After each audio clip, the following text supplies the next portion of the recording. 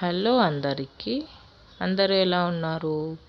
నేనైతే సూపర్‌గా ఉన్నాను. ఈరోజైతే బీరకాయ కర్రీ చేస్తున్నానండి.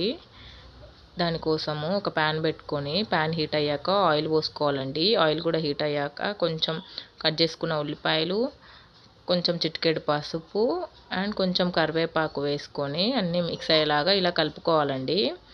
చూడండి వీడియోలో చూపిస్తున్నట్టుగా అన్నీ మిక్స్ అయ్యేలాగా కలుపుకొని కొంచెం హాఫ్ టీ స్పూన్ అల్లం వెల్లుల్లి పేస్ట్ వేసుకొని అది కూడా పచ్చివాసన పోయిందాక ఇలా కలుపుకోవాలండి. ఇప్పుడు పచ్చికారం, నేను బీరకాయలో పచ్చికారం వాడతానండి.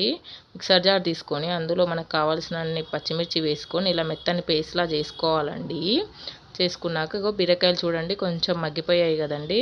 ఇప్పుడు ఇందాక చేసుకున్న పేస్ట్ని కూడా వేసి మరొకసారి కలుపుకొని ఇలా అంతా పీసెస్కి పట్టేలాగా కలుపుకొని మూత పెట్టుకొని ఇంకాసేపు మగ్గనివ్వాలండి. చూడండి మంచిగా కారం పట్టేసింది మొత్తము. ఇప్పుడు కొన్ని పాలు పోసుకొని, నేను బీరకాయలో పాలు పోస్తానండి, మీరు ఎలా చేస్తారో కామెంట్ చేయండి. కొంచెం పాలు పోసుకొని అది కూడా దగ్గరికి పడిందాక ఉడికించుకోవాలండి. ఇక చూడండి దగ్గరికి పడిపోయింది. ఇప్పుడు ఇందులో ధనియాల పొడి కొంచెం హాఫ్ టీ స్పూన్ అండి, ఎక్కువ వేయొద్దు, నల్లగా అయిపోయింది కర్రీ. కొంచెం కొబ్బరి పొడి అండి, కొంచెం సూప్ చిక్కడానికి కొబ్బరి పొడి యూజ్ చేస్తాను.